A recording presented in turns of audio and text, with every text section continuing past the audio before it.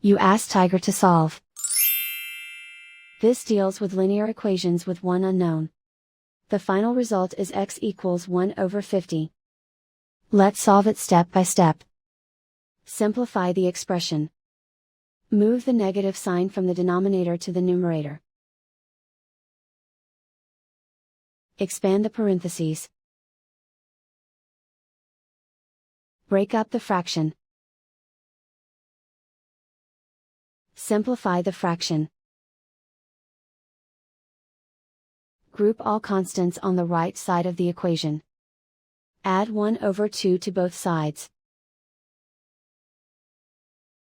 Group like terms. Combine the fractions. Combine the numerators.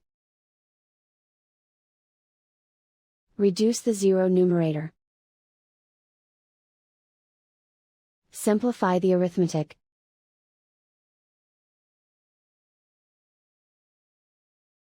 Isolate the x. Divide both sides by 25. Simplify the fraction. Simplify the arithmetic.